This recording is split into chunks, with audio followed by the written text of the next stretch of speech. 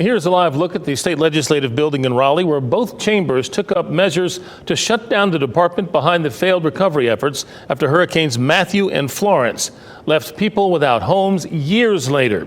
Lawmakers say this legislation will help Governor Stein fix those issues and speed up recovery from the damage Helene left behind.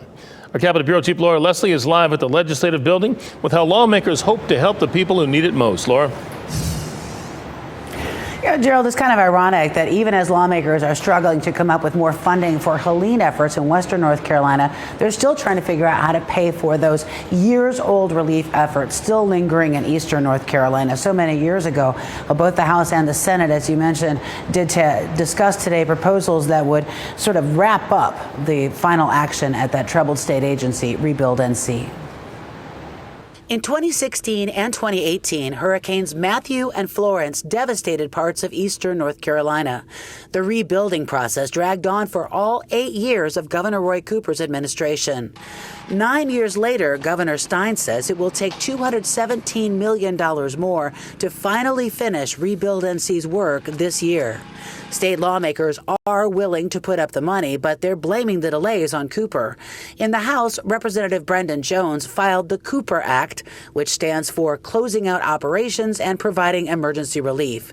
It would provide the money, but would also shut down the ReBuild NC program and audit it back to 2016. The previous administration, well, honestly, we couldn't trust them. Money's missing, and we're not going through that again. So this time, we're going to hold accountable. We've got plenty of safeguards in here. Jones represents 2 southeastern counties where people are still waiting for the state to finish rebuilding their homes. He says he feels confident that current Governor Josh Stein can finally finish the job. We're going to make the people of eastern North Carolina whole again, and we're ready to move forward helping the governor wrap this up. We feel good about him and his staff that he's put in place. In the Senate, the Helene relief bill also contains the money Stein requested for eastern North Carolina, and it would also shut down ReBuild NC as soon as the work is done. Senator Ralph Hayes said lawmakers want extensive reporting for both ReBuild NC and Helene relief. Given the nightmare that's gone down east within Corps, we just want to make sure we have an understanding and oversight of this rebuilding effort from the start.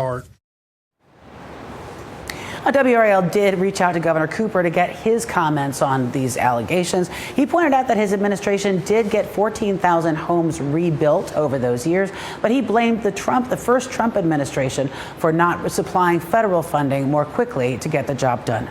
Laura Leslie, WRAL News, live in Raleigh.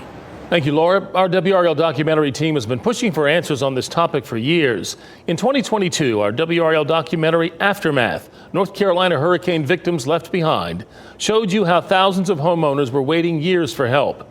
Our documentary reporter Kristen Severance questioned Governor Cooper and the woman in charge of the program, Laura Hogshead, on why things were taking so long.